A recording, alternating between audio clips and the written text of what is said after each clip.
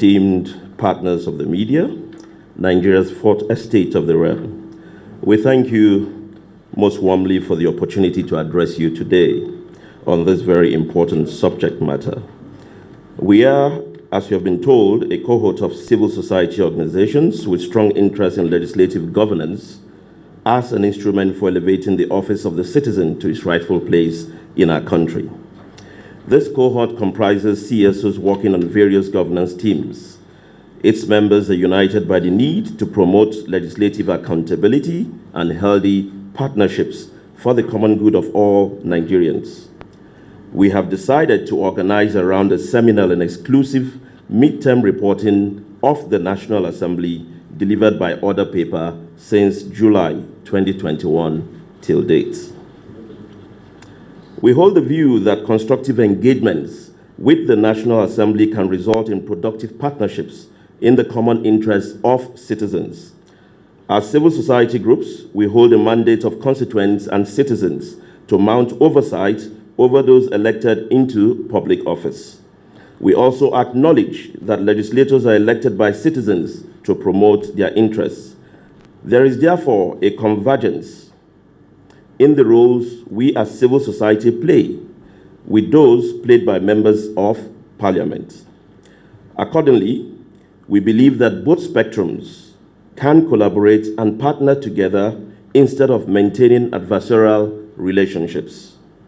We are optimistic that such collaboration can happen, as is the case with the open government partnerships in Nigeria, where state and non-state actors are actively joining forces together to advance good governance and effective service delivery. This cohort is conceived and built on a similar model. The National Assembly and civil society need not be cat and mouse or regard each other with suspicion at best. We can build mutual confidence and work together to achieve a better country. That is why it is our well-considered approach to engage the National Assembly on a non-adversarial basis anchored on a double-plank platform of 1. Legislative accountability, and 2. Recognition and reward system to incentivize improved performance in the interests of citizens.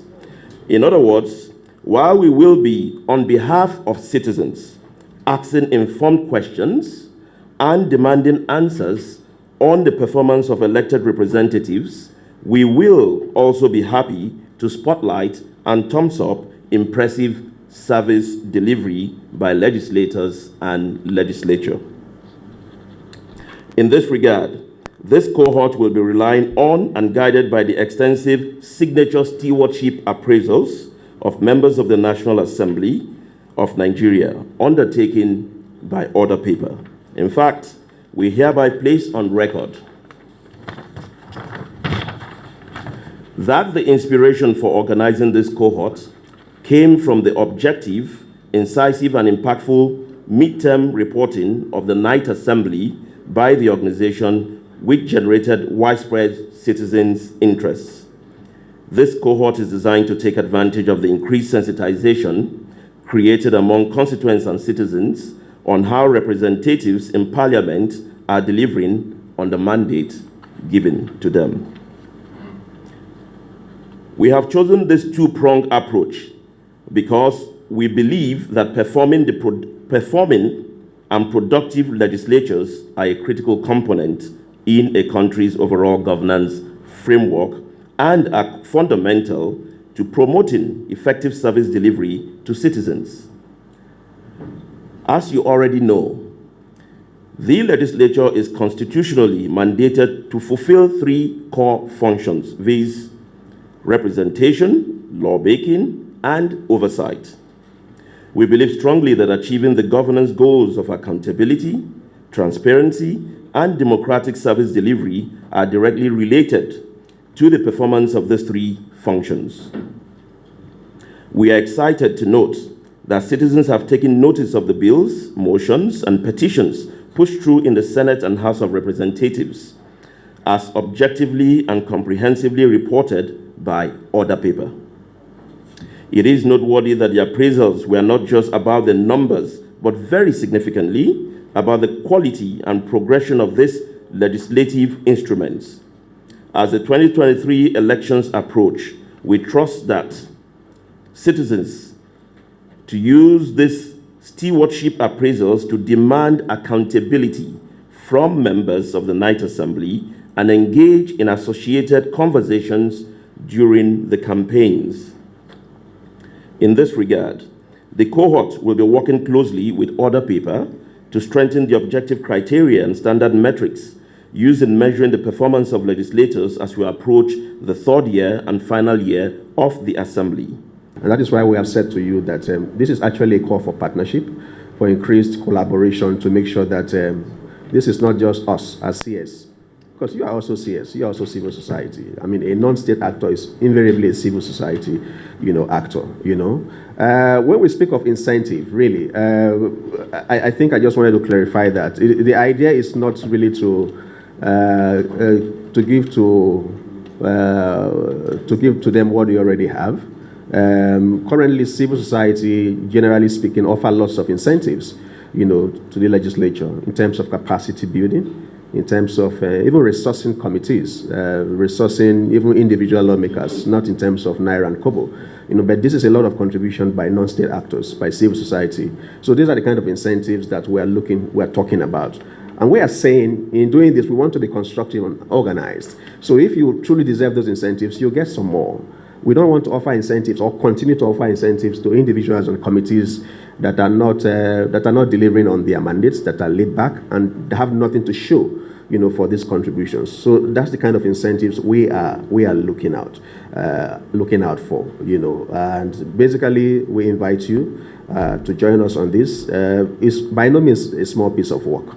And it's not something that the 12 of us here, and by the way, that list is increasing. There are others who are also subscribing to this cohort as we speak. We just wanted to get things rolling. Who asking questions in terms of their budget and in terms of the security. If you notice, we made significant mention of accountability as a key component of this project.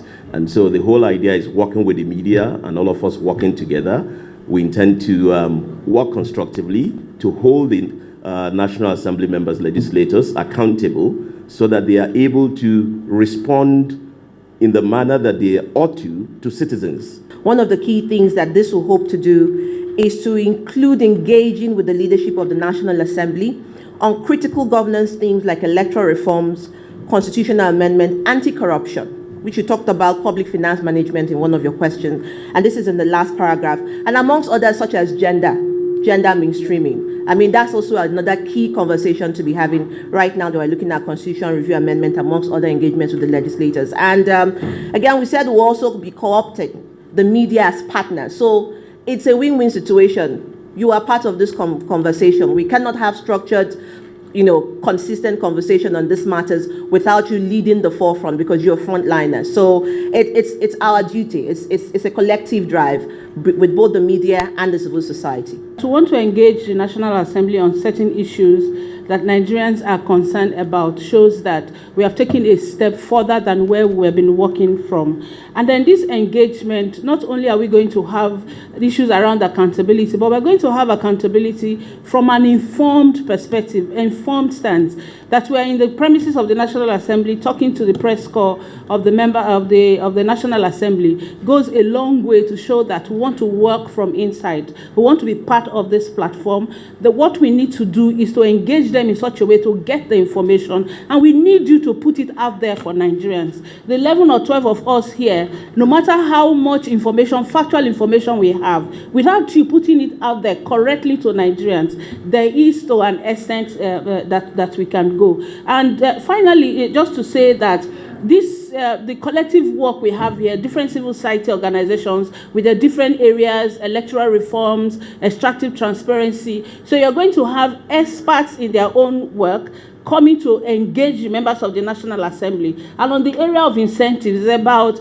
asking you, like from where I come from, say when you have done well, you'll be asked to do more. So for those that have performed, those who have put out bills that are relevant to their constituencies and for the progress of the country, we need to give them more support to be able to deliver and get Nigerians to understand, most importantly, the role of the legislature. You will agree with me that a lot of Nigerians think that legislators should be buying bikes and building houses and giving electricity without really pushing them to pass laws. So one of the key deliverables from this cohort will ensure that you push legislators, give them the capacity to work through systems that will give us laws that will change a lot of those things that you have brought up. What we are doing are based on very objective criteria, or what we have done, based on very objective.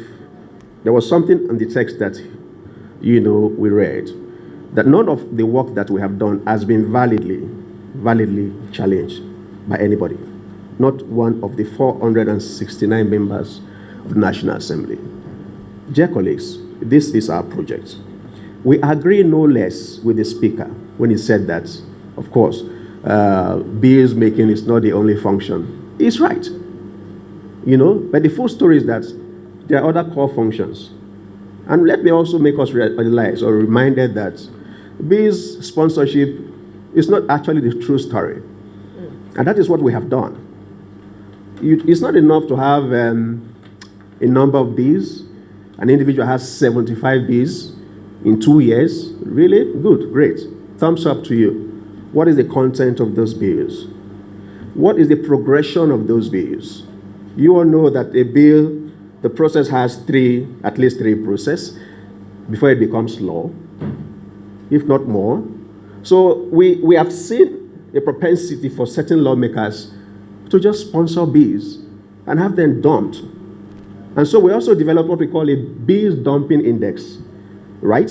So we want to be able to categorize those who are actually working and those who are pretending to be working. We are all together.